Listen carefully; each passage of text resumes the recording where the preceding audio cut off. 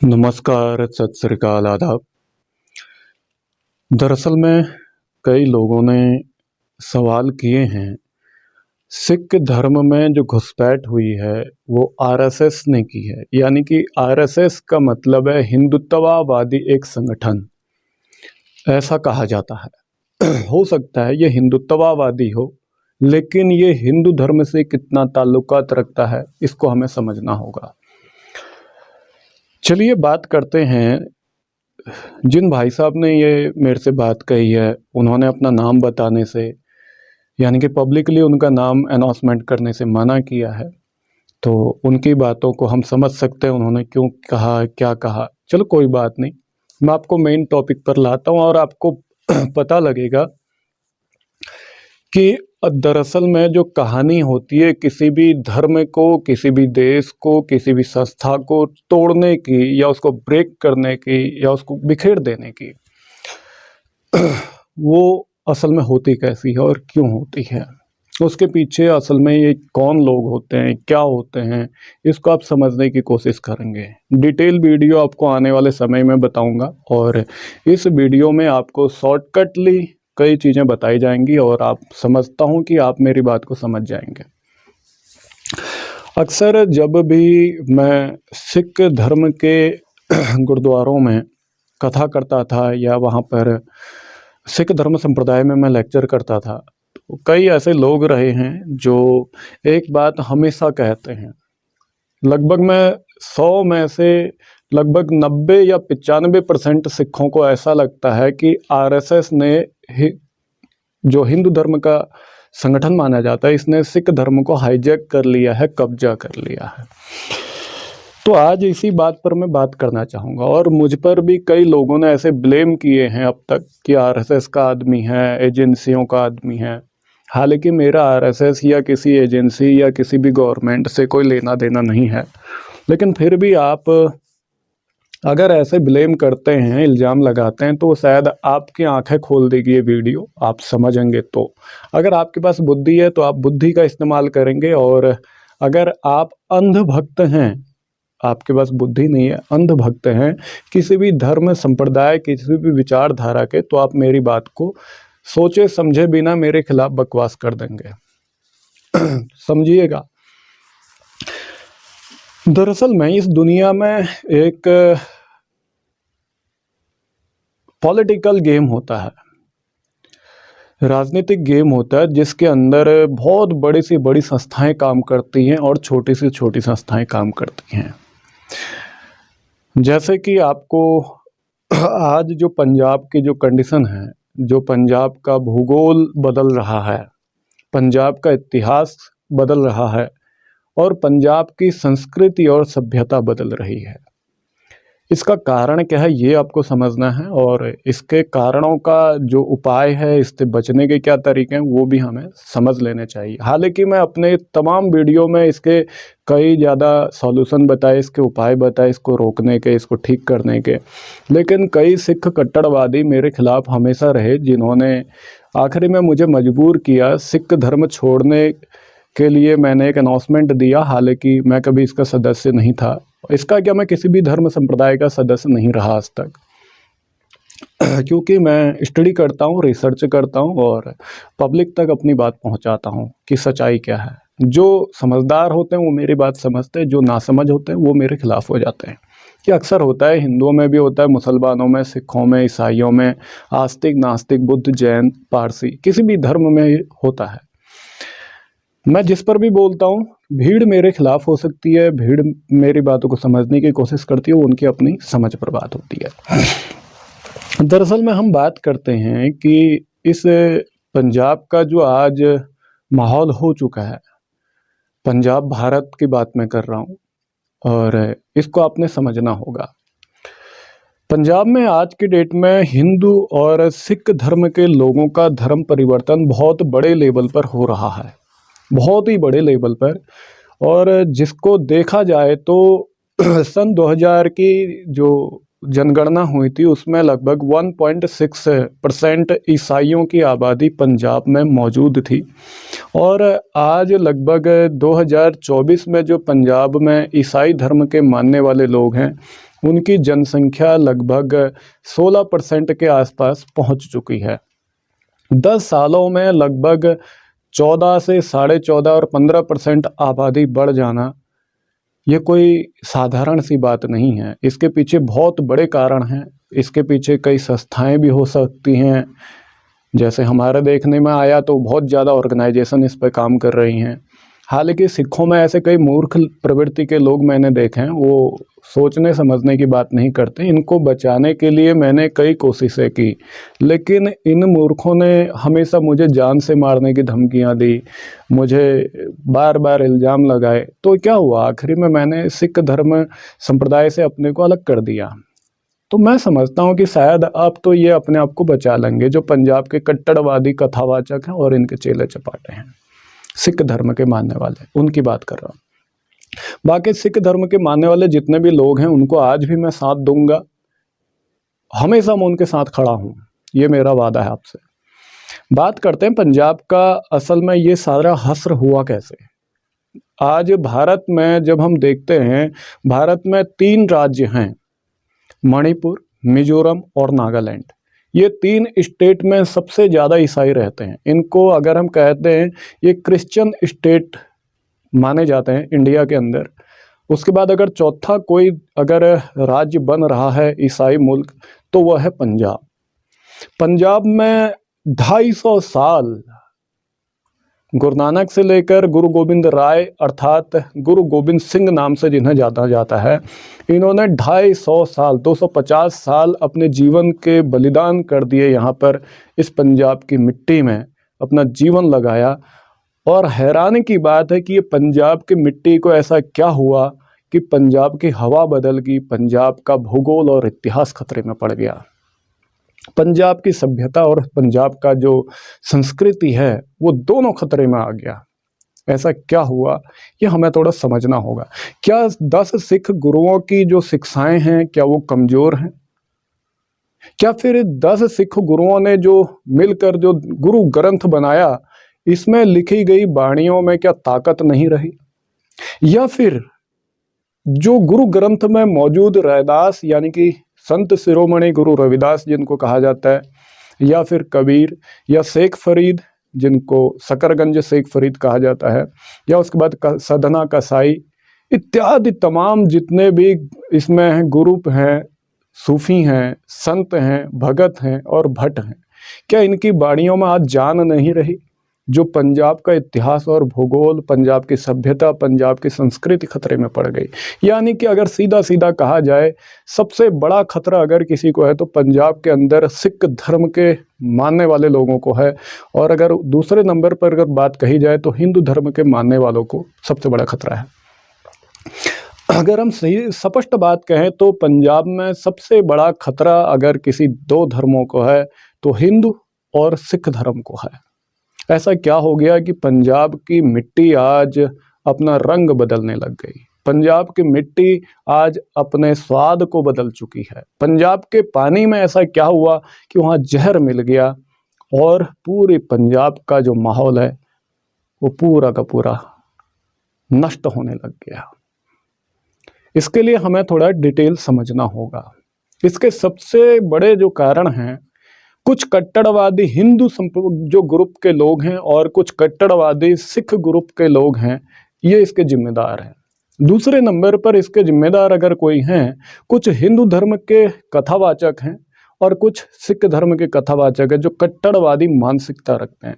तीसरे नंबर पर अगर कोई इसका कारण है, इसका तीसरा कारण है कुछ खालिस्तानी सपोर्टर लोग जो पंजाब को खालिस्तान बनाना चाहते हैं, वो लोग भी इसके जिम्मेदार हैं।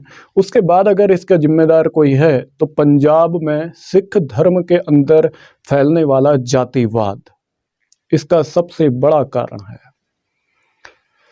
हालांकि सिख धर्म टूट गया था सन 2010 में।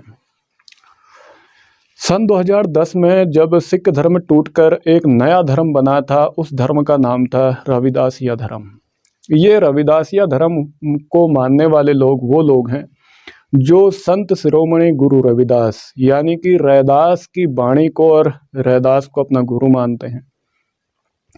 और इन्होंने सिख धर्म से अलग होने का जो फैसला किया उसका कारण था सिखों के अंदर जाति के नाम पर कट्टरवाद था। सिखों के अंदर जो भेदभाव जो होता है गुरुद्वारों में, उनके लंगरों में, कई लोग मुझे कहते हैं कि सिख धर्म में लंगर प्रथा बहुत खूबसूरत है। मैं कहता हूँ एक बार अंदर जाके देखें, पता लग जाएगा। मैंने बहुत गहराई से अध्ययन किया है, तो आपको ऐसे ही नहीं बता रहा। और कोई आपके अगर कोई समझदार अगर सच्चा गुरु का सिख है, वो मानेगा इस बात को, वो अपनी गलती मानेगा कि इन लोगों ने जातिवाद इस तरीके से फैला दिया, गुरुद्वारों को जातियों के नाम पर बना दिया गया पंजाब में। यहाँ तक कि गुरुद्वारे में जो मिलने वाला खाना, भोजन अर्थात जिसे लंगर कहा जाता है, इसको भी अलग अलग जातियों के नाम पर बांटा गया। इसका सबसे बड़ा कारण था। दूसरी तरफ जब इन लोगों को बार बार सताया गया, SC ST OBC कैटेगरी के ये लोग हैं जिन्होंने बाद में परेशान होकर, दुखी होकर, इतने सालों से इन्होंने इनका अत्याचार सहा, जुल्म सहा, और आखिरी में सन 2010 में घोषणा हो गई पंजाब में रविदासिया धर्म की, क्योंकि उनके जो कुछ ऐसे लीडर थे SC ST OBC कैटेगरी के, जो रविदासिया समाज के जो लीडर थे, उनकी हत्या कर दी गई कुछ कट्टरवादी सिख लोगों के जरिए। विदेश में उनकी हत्या हुई और जिसके बाद उसके तत्क्षण कुछ समय बाद सन 2010 में रविदासिया धर्म बन गया, जिन्होंने गुरु ग्रंथ से अपनी बाणियां वापस ली और उसके बाद उन्होंने गुरु रविदास की अलग अलग बाणियां इकट्ठा की और एक ग्रंथ का निर्माण किया। समय बदलता गया, हवा का लहर जो रुख था वो बदलना शुरू हो चुका था। सन 2012 में सन 2012 में कुछ सिख प्रचारक इस कदर, जैसे हिंदू धर्म है, ईसाई धर्म है, इस्लाम है या दूसरे तमाम जब बुद्ध या जैन धर्म है, उनके खिलाफ जहर उगलना शुरू कर चुके थे। ये इनका काम, जहर उगलने का काम जो शुरू हुआ था 1980 से शुरू हुआ था। अगर उसका भी जो, अगर मैं और भी डीपली अगर अध्ययन करूं, तो ये जहर उगलने का काम अगर इन्होंने किया था, तो जहर उगलने का काम इन्होंने लगभग 1870 के आसपास शुरू किया था, जो 1890 में बहुत बड़े लेवल पर जा चुका था। और उसके बाद ये धीरे धीरे बढ़ता बहुत बड़ा चेहरा ले चुका था।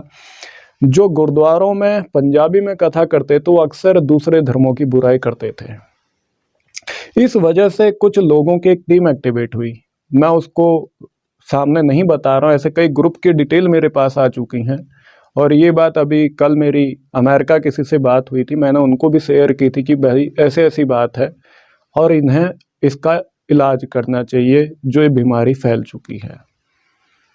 इससे आपको समाधान देखना चाहिए। अगर इन जो सिख धर्म के जो कट्टरवादी लोग हैं, इनको अगर कोई समझाने की कोशिश करता है, इनको अगर कोई इनकी कमियां बताएगा कि ये लोग अगर आप इनको इनकी कमियां बताओगे जिससे ये अपनी कमियों को सुधार सकें और ये जो धर्म परिवर्तन जैसी जो समस्या आज खड़ी हो चुकी है पंजाब में, इसको रोका जा सके, तो ये लोग आपकी बात सुनने समझने के बदले में आपको जान से मार सकते हैं। यहाँ तक कि मुझे भी इसी वजह से धमकियाँ मिलती हैं। मेरा हमेशा काम होता है, पहले मैं इनकी कमियां बताता हूं, फिर उनको गुरु ग्रंथ साहिब से एक्सप्लेन करता हूं, बाद में इनका कंक्लूजन यानी कि इसका उपाय बताता हूं, उसका समाधान बताता हूं।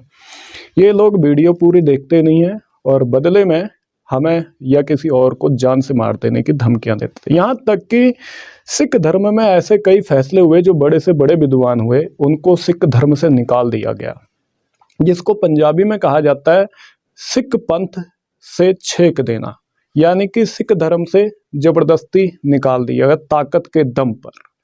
चाहे वो राजनीतिक ताकत हो या क्या सांप्रदायिक ताकत हो, उसके दम पर बड़े बड़े विद्वानों को सिख धर्म से बेदखल कर दिया गया, जो गुरबाणी पर एग्जैक्ट और ईमानदारी से काम कर रहे थे। और कुछ ऐसे कथावाचक या प्रचारक विद्वान रहे जिनकी हत्या कर दी गई, कुछ सांप्रदायिक कट्टरवादी लोगों के जरिए या कुछ जातिवादी लोगों के जरिए। यही हाल रविदासिया धर्म के साथ हो रहा था। बाद में सन 2012 में कुछ मिशनरी ग्रुप एक्टिवेट होते हैं पंजाब में। हालांकि जो मिशनरियों का, मिशनरी ग्रुप मतलब जो ईसाई धर्म के जो मिशनरी है, मैं उनकी बात कर रहा हूँ, ईसाई मिशनरी। क्रिश्चियन मिशनरी लोग हालांकि पहले से एक्टिवेट थे लेकिन इतने बड़े लेवल पर नहीं थे। सन 2010 में सिख धर्म टूटकर दो धर्मों में बदल तो चुका था, लेकिन साथ ही साथ सिख धर्म में सन 2010 के दौरान एक ऐसी फूट पड़ चुकी थी जिस फूट को कभी भी सुलझाया नहीं जा सकता। इसको सुलझाने के लिए मैंने बहुत ज़्यादा कोशिशें की, जिसको कहा जाता है दसम ग्रंथ के खिलाफ और दसम ग्रंथ के सपोर्ट करने वाले लोगों का ये ग्रुप था। दसम ग्रंथ यानी जिसे कहा जाता है गुरु गोविंद सिंह ने जिसको लिखा। इस संबंध में बहुत बड़ा विवाद हुआ और 2010 में ऐसा विवाद खड़ा हुआ कि जिसके कभी भी सुलझने के कोई आसार नहीं थे। ये विवाद इतना बड़ा हो चुका था। हैरानी की बात है कि सिख धर्म के जो ये कट्टरवादी लोग थे, ये लोगों ने कभी अपनी बुद्धि का इस्तेमाल नहीं किया, लेकिन हमेशा अपनी दादागिरी और अपनी अक्कड़, अपने घमंड, अहंकार पे ये टिके रहे। सिख धर्म अब बिखर चुका था। एक इसका टुकड़ा बना रविदासिया धर्म और दूसरा जो बचा कुचा इनका सिख धर्म में इनकी जो एकता थी वो भी अब खंडित हो चुकी थी, बिखर चुकी थी। एक बना सिख मिशनरी ग्रुप और दूसरा बना सिख संप्रदाय ग्रुप। अब इनकी लड़ाई चरम पर थी। इसका फायदा उठाया जो सन 2012 में ईसाई क्रिश्चियन मिशनरी जो ग्रुप थे, इन्होंने इसका भरपूर फायदा उठाया। अब सिखों के दिल दिमाग में एक चीज़ हमेशा बैठने लग गई थी कि सिख धर्म के जो ग्रंथ हैं उनमें आरएसएस ने घुसपैठ की है। ये इनके अंदर एक कीड़ा घुस चुका था, क्योंकि इनको ऐसा लगता है कि जो सिख धर्म के धर्म ग्रंथ हैं उसमें आरएसएस ने छेड़खानी की है और उसके बाद आरएसएस ने सिख धर्म को हाईजैक कर लिया है। बल्कि मैंने जितना इसको एनालिसिस किया, दरअसल में सिख धर्म को आरएसएस ने हाईजैक नहीं किया, बल्कि सिख धर्म को हाईजैक करने वाली संस्था इस वक्त ब्रिटेन में मौजूद है। शायद आप इसको सोचकर थोड़ा हैरान हो सकते हैं, क्योंकि आज तक आपको यही लगता था कि आरएसएस सब कुछ करती है और आज आपको पता लग रहा है कि सिख धर्म को हाईजैक करने वाले जो संगठन है वो ब्रिटेन में मौजूद है। आप हैरान हो सकते हैं कि ऐसा कैसे हो सकता है। ये प्लान कब शुरू हुआ, ये प्लान कैसे हुआ, यहाँ तक कि मैं आपको इतनी डीप डिटेल बताऊंगा तो ये वीडियो बहुत ज़्यादा लंबा हो जाएगा, बहुत ही ज़्यादा लंबा हो जाएगा। कम से कम 2-3 घंटा का लंबा वीडियो बन जाएगा। इसलिए इतने लंबे वीडियोस कोई देखते नहीं है, आपको शॉर्टकट डिटेल बताई जा रही हैं। चलिए अब आपको बताते हैं मैंने क्यों कहा कि आरएसएस का सिख धर्म को हाईजैक करने में कोई हाथ नहीं है। इसको अब आप समझिएगा। पहली बात, सिखों में जो जातिवाद का जो कंसेप्ट था ये आरएसएस ने नहीं डाला। दूसरी बात, सिख धर्म में जो कट्टरवादी मानसिकता थी आरएसएस की नहीं थी। दरअसल जो सिख धर्म का जो इतिहास है वो एक चोरी का इतिहास है। जितना हमने इसको एनालिसिस किया, चोरी का इतिहास।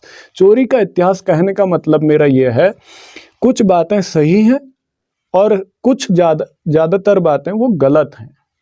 और यहाँ तक कि अगर हम स्टडी करें सिख धर्म के इतिहास की किताबों को तो हमें पता लगता है कि सिख धर्म का जो पहला इतिहास किसी व्यक्ति ने लिखा था वो अंग्रेज था। उसके बाद अलग अलग राइटर बने हैं और सिख धर्म के बारे में कुछ ऐसे विचारक हुए हैं जो विदेशी लोग रहे, जिनको अंग्रेज कहा जाता है, इंग्लिशमैन। उन लोगों ने इस पर काम किया था। आपको इन कुछ लोगों में से एक आदमी आपको बताता हूँ, शायद आपने उसको नाम सुना भी होगा, उसको स्टडी भी किया होगा। आपने नाम सुना होगा मैक्स मूलर।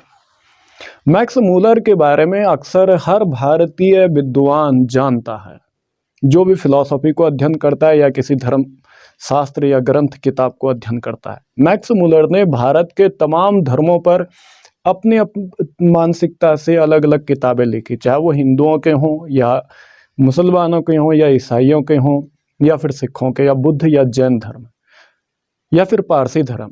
मैक्स मूलर ने प्रत्येक धर्म पर अपनी किताबें लिखी हुई हैं। और मैंने इसलिए आपको कहा कि सिख धर्म का इतिहास एक चोरी का इतिहास है। ये मैंने क्यों कहा, क्योंकि सिख धर्म का जो इतिहास था उसको लिखने वाला भारतीय व्यक्ति नहीं था, बल्कि पहला जो इतिहास अगर किसी व्यक्ति ने लिखा तो विदेशी व्यक्ति था, पंजाब या इंडियन व्यक्ति नहीं था। ये एक सच्चाई है जिस सच्चाई को कोई गले नहीं लगाना चाहता। असल ये जो खेल हुआ था ये पहले इतिहासकार से शुरू होता है। इसके बाद इसकी बची कुची जो कसर थी इसको पूरा कर दिया मैक्स मुलर ने। मैक्स मुलर ने इस बची कुची कसर को पूरा जैसे ही किया, आग लगनी निश्चित थी। उसके बाद जो सिख इतिहासकार बने इन्होंने मैक्स मुलर या फिर दूसरे जो इनके अपने राइटर थे उनको कट कॉपी पेस्ट करके अलग अलग इतिहास को लिखना शुरू कर दिया, जहाँ से अब सिख धर्म का इतिहास खतरे में पड़ना निश्चित था।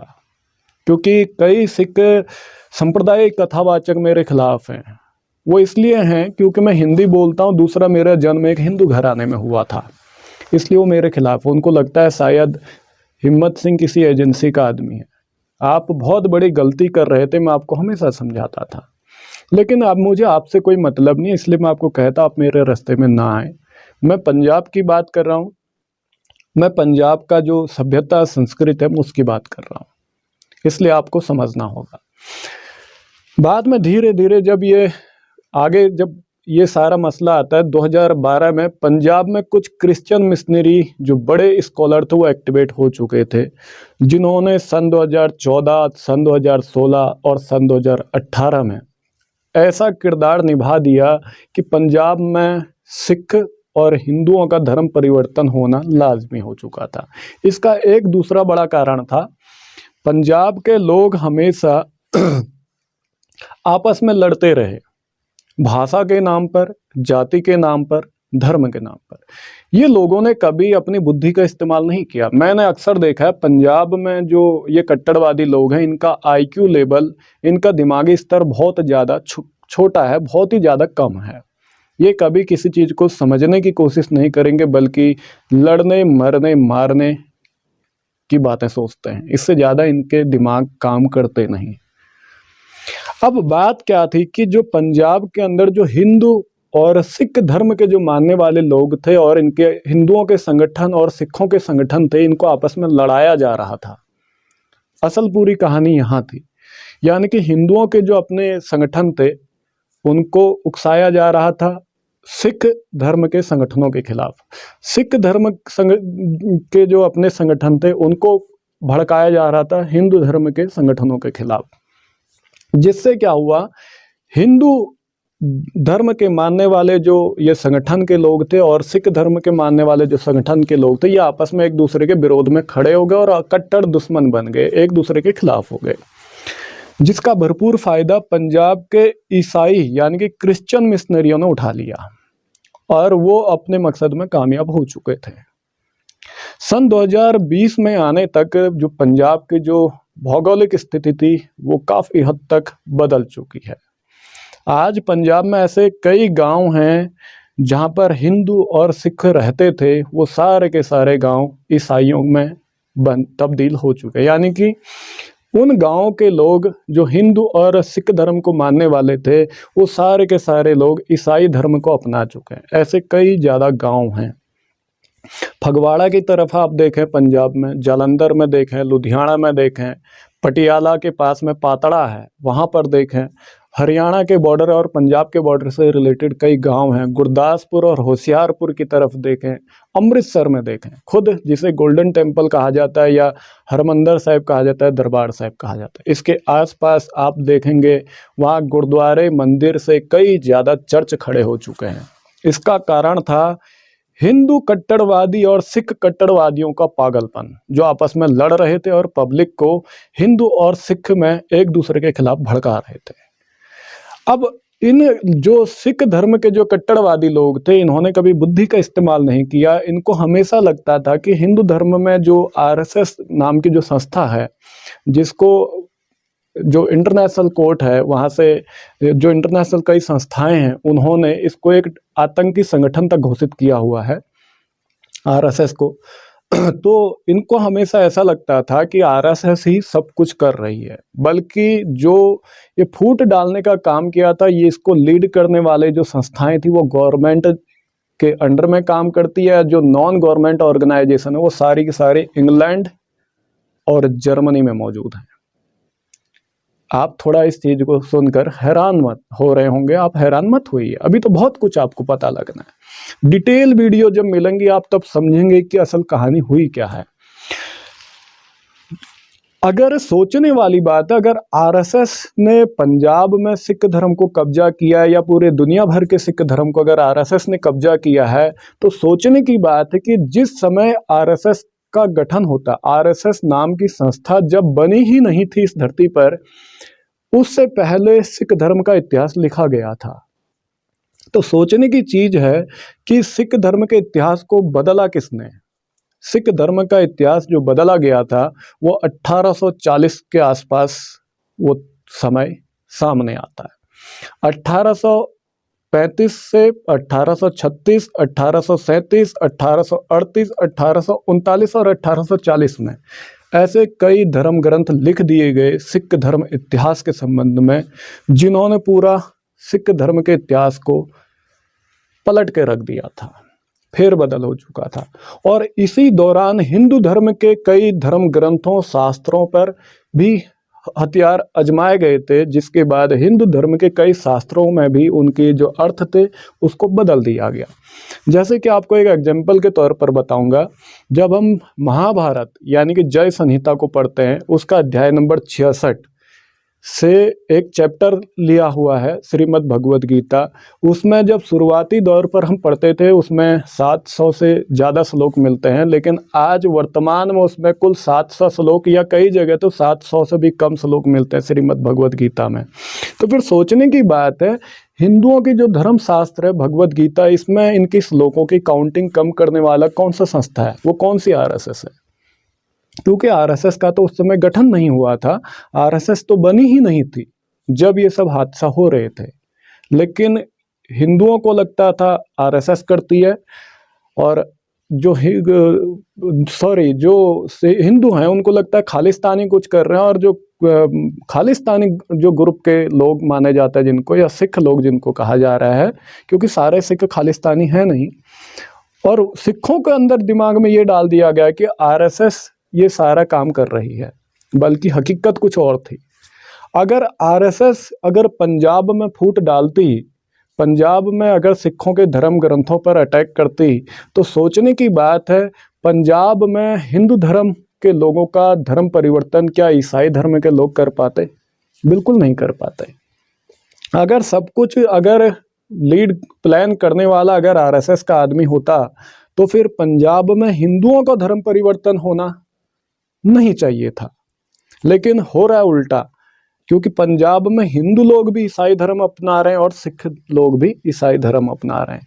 इसका मतलब है पंजाब में जो आज हो रहा है उसके पीछे आरएसएस का हाथ पूर्ण रूप से नहीं है, ये तो क्लियर हो चुका है। दूसरी बात, अगर कोई फिर भी कहता है आरएसएस ने मुसलमानों में हमला किया, सिखों में धार्मिक इतिहास पर हमला किया, ईसाइयों में किया, बुद्धों में किया, जैनों में किया, पहली बात ये सारी बकवास बातें मैं मानता हूँ, मेरा अपना समझना है। क्योंकि अगर आरएसएस सिख धर्म को तोड़ने पर लगी हुई है, बर्बाद करने पर लगी हुई है, तो फिर सवाल ये उठता है कि हिंदू धर्म को 272 टुकड़ों में तोड़ने वाला कौन सा संगठन था? ये थोड़ा हैरानी वाली बात है। अगर आरएसएस अगर सिख धर्म या इस्लाम या दूसरे धर्मों पर हमला करता ही है, तो फिर उनको अगर तोड़ देती अलग अलग पार्ट्स में, ग्रुप में, तो फिर सोचने की बात यहाँ पर बुद्धि काम करनी चाहिए आपकी कि हिंदू धर्म को 272 टुकड़ों में, 272 संप्रदायों में तोड़ने वाला कौन सी संस्था है? जो ये 272 संप्रदाय बनी हैं, ये तो 1919 से पुरानी की हैं। 1919 से पहले जितने भी जो संप्रदाय बनी हैं, हिंदू धर्म के टुकड़े हुए थे 272, उससे पुरानी हैं। तो फिर आप सोचिए, क्या जब आरएसएस का जन्म नहीं हुआ था, आरएसएस नाम की किसी संस्था का जन्म नहीं हुआ था, तब से लेकर आज तक हिंदू धर्म को अलग अलग टुकड़ों में जो तोड़ा जा रहा है, इसके पीछे कौन होगा? अगर हम देखें, अगर 2 मिनट के लिए आप सोच भी लेते हैं कि आरएसएस सब कुछ करती है, तो फिर हिंदू धर्म को तोड़ने का काम आरएसएस कभी नहीं करेगी। तो फिर आरएसएस अगर हिंदू धर्म को नहीं तोड़ रही है, फिर हिंदू धर्म को अलग अलग मान्यताओं, संप्रदायों के रूप में अलग अलग छोटे छोटे ग्रुपों में तोड़ने का काम कौन सी संस्था कर रही है? ये थोड़ा आपको सोचना चाहिए। हिंदू धर्म के धर्म शास्त्रों में छेड़खानी कौन सी संस्था कर रही है, ये थोड़ा आपको विचारना चाहिए। आप थोड़ा हैरान होंगे, आपको थोड़ा और आपके दिमाग में थोड़ी बातें डाल देता हूँ। बात करता हूँ सेकेंड वर्ल्ड वॉर और फर्स्ट वर्ल्ड वॉर की, पहला विश्व युद्ध और दूसरे विश्व युद्ध की। यही वो संस्था थी जिसने पहले विश्व युद्ध का प्लान किया था और पहले विश्व युद्ध को खत्म करने का प्लान भी इनके पास था। दूसरा विश्व युद्ध भी जब शुरू हुआ था उस समय भी इन्हीं कुछ संस्थाओं का हाथ था और उस दूसरे विश्व युद्ध को खत्म करने का प्लान भी इन्हीं कुछ संस्थाओं का मकसद था। उसके बाद आज की डेट में अगर आप देखें, अगर हम इतिहास को खंगालें तो आप हैरान हो जाएंगे कि यूएसएसआर, सोवियत संघ का जो विघटन हुआ, सोवियत संघ यानी कि रूस, इसको जब अलग अलग टुकड़ों में तोड़ दिया गया था, इसके पीछे भी ये एजेंसियां मौजूद थी। आप थोड़ा हैरान मत होना, क्योंकि आपको वो बातें बताई जा रही जो आपने कभी सोची नहीं थी। आगे चलकर इन्हीं संस्थाओं ने आगे चलकर, अगर हम और भी पीछे अगर इसके इतिहास को उठाएं इन संस्थाओं के बारे में, तो आप हैरान हो जाएंगे कि अमेरिका और कनाडा को भी दो टुकड़ों में तोड़ने वाले इन्हीं संस्थाओं में से कोई एक था। आप हैरान हो जाएंगे। हम इतिहास को, मैं आपको पहले और बाद में सब मिक्सअप करके बता रहा हूँ, इसलिए मैं आपको डेटेड जो होती है वो आगे पीछे फिक्स नहीं बता रहा हूँ, क्योंकि मैं समझता हूँ कि आप मेरी बातों का इशारा समझ जाएंगे। अगर मैं इन संस्थाओं का नाम लेता हूँ तो हो सकता है मेरा भी बचना नामुमकिन हो जाएगा। ऐसी कई संस्थाएं हैं जिनकी डिटेल इंफॉर्मेशन निकाली जा सकती है, उनकी डिटेल सीक्रेटली कई लोगों तक पहुंचाई जा सकती है, लेकिन उन संस्थाओं का नाम लेने का मतलब है आपको उसके बाद ये संस्थाएं जिंदा नहीं छोड़ेंगी, क्योंकि इनका उसूल होता है। ऐसे किसी भी संस्था अगर के बारे में आप जानते हैं, आप पब्लिक में थोड़ा सा भी बोल देंगे, आपको पता नहीं लगेगा। ये संस्थाएं इतनी खतरनाक तरीके से काम करती हैं। आपको एक और बात बताऊंगा, जब आपने देखा होगा कि भारत पाकिस्तान का विभाजन हुआ, यानी कि भारत नाम का जो देश जिसे हम आज कह रहे हैं, इसके भी टुकड़े कर दिए गए भारत और पाकिस्तान के रूप में, जिसमें मुसलमानों को भड़काया गया था, कुछ हिंदुओं को भड़काया गया था और एक नए देश का जन्म कराया गया जिसका नाम दिया गया था पाकिस्तान। इसमें भी इन संस्थाओं का हाथ था। उसके बाद भारत से एक और देश अलग करवा दिया गया जिसका नाम था पूर्वी पाकिस्तान, यानी कि जिसे आज हम जानते हैं बांग्लादेश। इन्हीं संस्थाओं की बदौलत बांग्लादेश अलग हुआ। आप थोड़ा हैरान होंगे, आपको लगेगा ये तो इंडियन पॉलिटिक्स है। आप हैरान हो सकते हैं, कभी भी कोई भी पॉलिटिक्स से किसी भी देश में युद्ध होता है, गृह युद्ध होता है, वहाँ पर धर्म के नाम पर दंगे होते हैं या कुछ भी होता है, उसके पीछे जो माइंड होते हैं, एजेंसियां होती हैं, वो कहीं और मौजूद होती हैं। आज जो सीरिया में जो गृह युद्ध हो रहा है, होने के कगार हो चुके हैं, सीरिया में जो युद्ध हो रहे हैं, उसके पीछे भी ये कुछ एजेंसियों के हाथ हैं। थोड़ा और हैरान होंगे, इसराइल नाम की जो कंट्री है, इसराइल नाम का जो देश है, इसको खड़ा करने के पीछे भी इन्हीं संस्थाओं का हाथ था। आप और थोड़ा हैरान हो सकते हैं, क्योंकि आप तो सिर्फ एक छोटे लेवल पर सोच सकते हैं, आपकी बुद्धि छोटे लेवल पर काम करती है। जो लोग अक्सर उल्टा सीधा कुछ भी बोल देते हैं, थोड़ा आप बुद्धि का इस्तेमाल करें।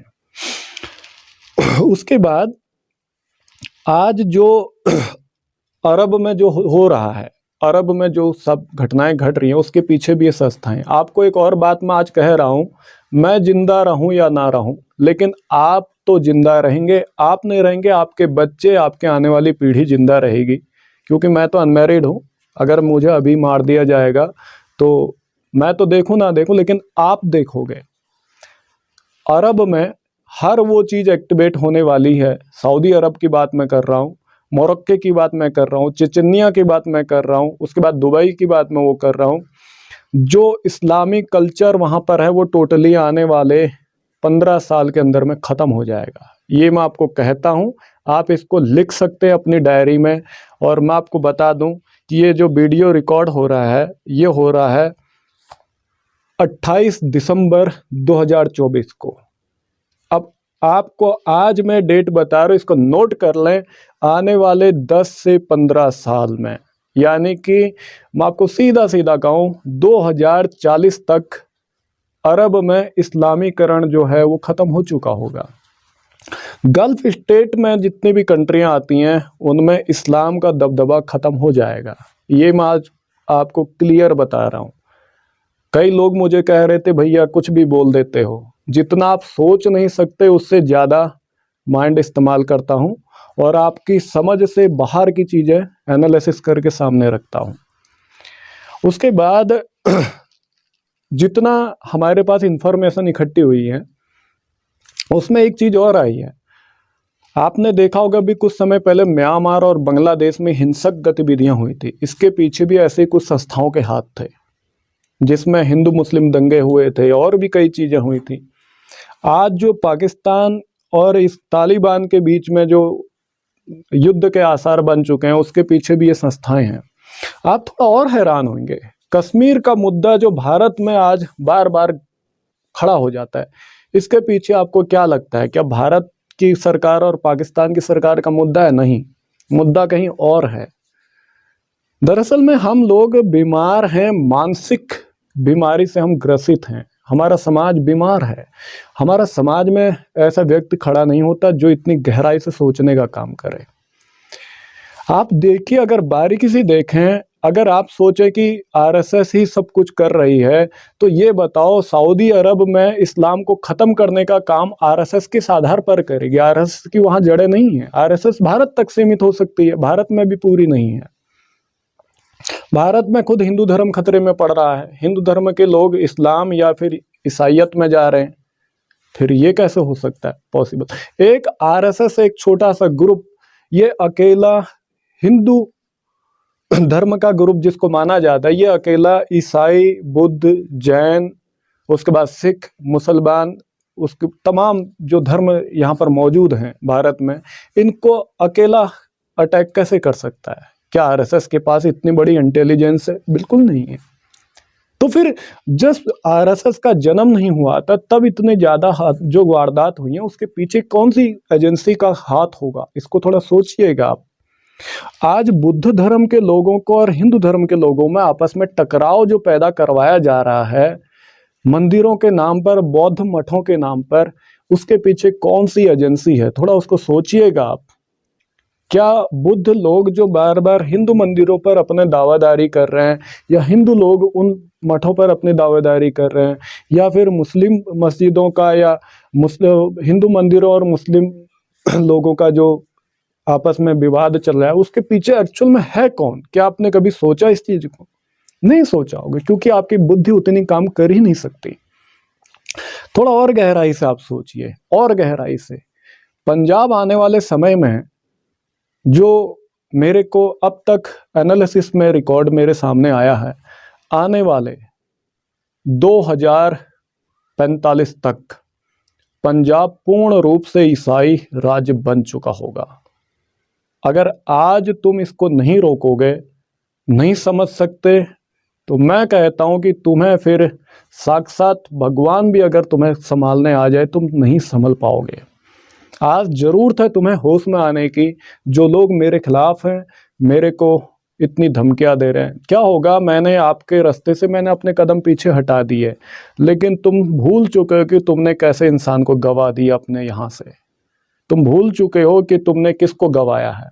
आने वाले समय में तुम्हें पछतावा होगा, ठीक उसी तरह जैसे तुमने डॉक्टर भीमराव अंबेडकर को गंवाने के बाद आज पछताते हो, ठीक ऐसे ही पछतावा तुम्हें हिम्मत सिंह को गंवाने के बाद होगा।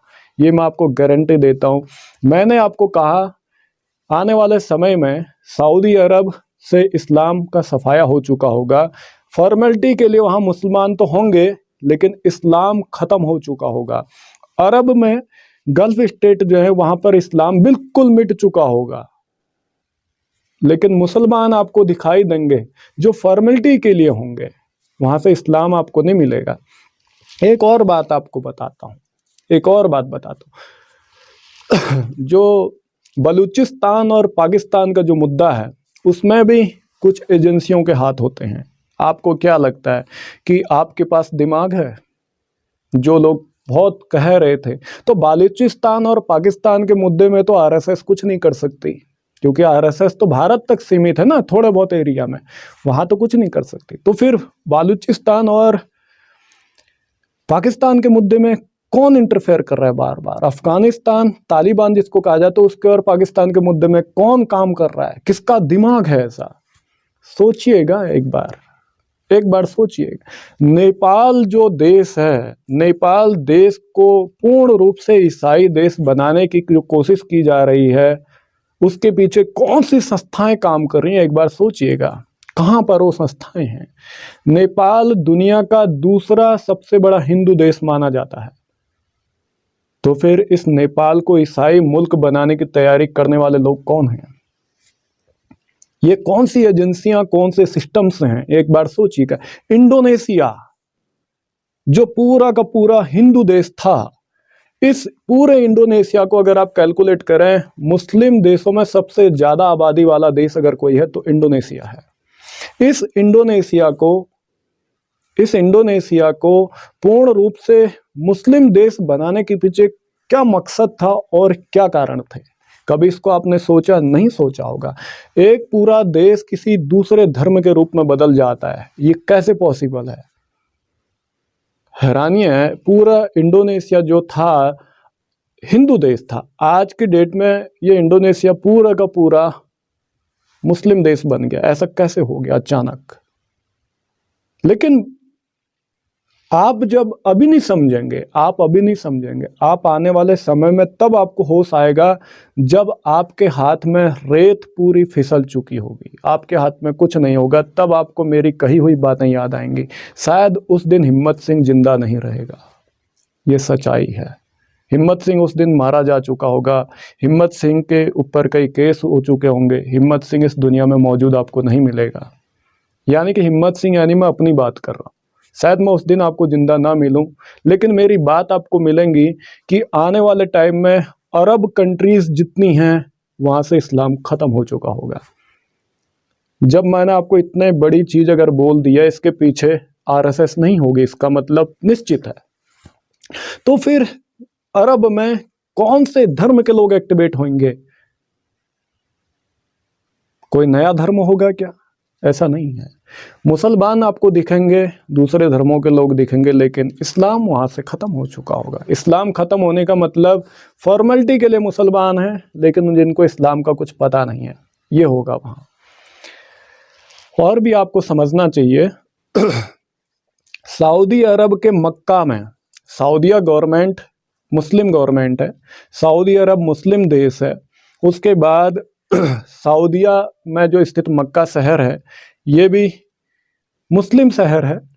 और मक्का में जो खाना काबा है, ये इस्लाम का सबसे बड़ा धार्मिक स्थान माना जाता है। खाना काबा यानी कि मक्का शहर में जो मौजूद है, यहाँ पर एक धर्म युद्ध लड़ा गया था। आप इतिहास उठाएं, आपको मैं कोई डेट इसलिए नहीं बता रहा हूँ कि बहुत ज़्यादा चीज़ें मैं आपको बता नहीं सकता फ़िलहाल, क्योंकि अगर मैं वो चीज़ें आपके सामने आपको रख दूं तो शायद मैं 24 घंटा जिंदा नहीं रहूँगा उसके बाद, ये मैं जानता हूँ। इसलिए आपको वो चीज़ें मैं नहीं बता सकता। आने वाले समय में आपको वो चीज़ें बताई जाएंगी। अगर परमात्मा ने चाहा तो सच्चाई आप तक पहुँचाऊँगा, और दुआ करना कि मैं जिंदा रहूँ उस सच्चाई को आपके सामने रखने तक। क्योंकि अगर ये सच्चाई आपको पता लग जाएगी तो आप काफ़ी हद तक समझ चुके होंगे। मैं आपको ये सब चीज़ें क्यों बता रहा हूँ? मुझे आपसे मोहब्बत है, मैंने मनुष्य में मानवता देखी है, इसलिए मैंने आपको ये सब बताया। मैं ये तो नहीं बता सकता मेरे सोर्सेस कहाँ तक हैं, मेरे कॉन्टेक्ट कहाँ तक हो चुके हैं, मैं कहाँ से क्या आपको बता रहा हूँ। इस चीज़ को आप बहुत कुछ आपको जानना होगा।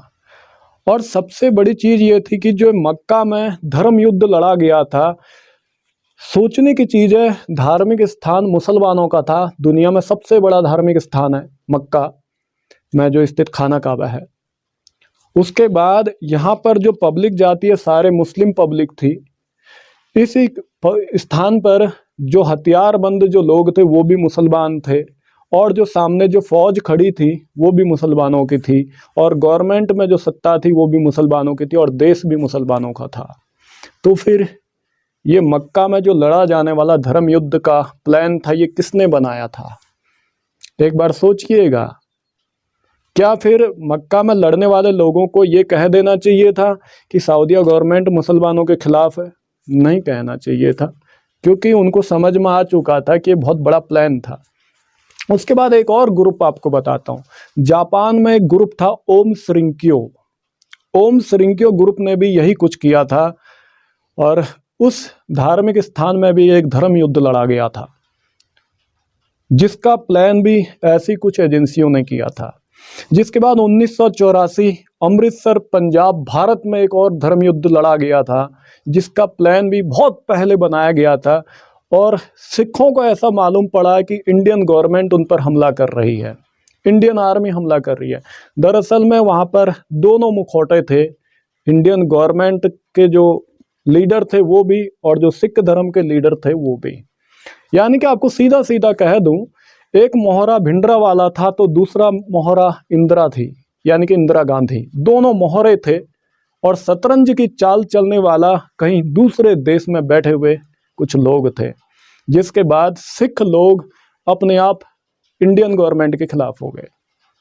ये बड़ा हैरानी वाली बात थी, जिसमें सिख रेफरेंस लाइब्रेरी से गायब की गई किताबें, सिख रेफरेंस लाइब्रेरी को ख़त्म कर दिया गया और सिख रेफरेंस लाइब्रेरी से गायब कर दी गई किताबें आज की डेट में इंडिया से बाहर मौजूद हैं। अगर गवर्नमेंट ऑफ इंडिया ने ऐसा कुछ किया होता तो इंडियन गवर्नमेंट के पास होती, तो फिर इंडिया से बाहर ऐसी कई चीज़ें कैसे मिल सकती हैं जो सिख रेफरेंस लाइब्रेरी में मौजूद थी। इनको ब्रिटेन तक पहुंचाने वाले वो कौन लोग थे? कहाँ यहाँ भी कोई एजेंसी तो नहीं थी? इसको थोड़ा सोचिएगा। अगर आज आपको लगता है कि पंजाब में ये जो धर्म परिवर्तन का खेल अगर इसको रोकना है तो आपको पहले अपना जातिवाद को रोकना होगा, जाति के नाम पर जो भेदभाव हो रहा है इसको ख़त्म करना होगा, पाखंडवाद को ख़त्म करना होगा और कट्टरवाद को ख़त्म करना होगा। क्योंकि ये तीन चीज़ें आपके दिमाग में डाली गई हैं, जानबूझ के डाली गई, प्लानिंग के तहत डाली गई हैं।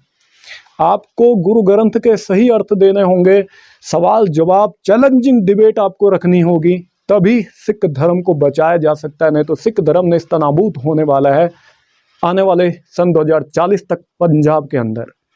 हिंदू धर्म भी पंजाब के अंदर गायब हो जाएगा, इसके भी बहुत बड़े आसार हैं, क्योंकि हिंदू धर्म के कुछ कट्टरवादी लोग बनाए गए हैं जिनको पता नहीं कई ग्रुप के नाम दिए गए, लेकिन उनके पीछे माइंड कोई और है। उनको लगता है कि उनका ग्रुप लीड कर रहा है। ऐसा नहीं होता, क्योंकि दुनिया में जितने भी हादसे होते हैं, जितने भी युद्ध होते हैं, जितने भी प्लान होते हैं, उनको तैयार करने वाले कई सीक्रेट एजेंसीज होती हैं। इस संबंध में आप कई ज़्यादा अगर सीक्रेट एजेंसियों की डिटेल निकालेंगे तो आपको बहुत कुछ मिल जाएगा। और समझता हूँ अब आप मेरे कहने का मतलब समझ चुके हैं। आने वाले समय में पंजाब एक ईसाई मुल्क बनने जा रहा है।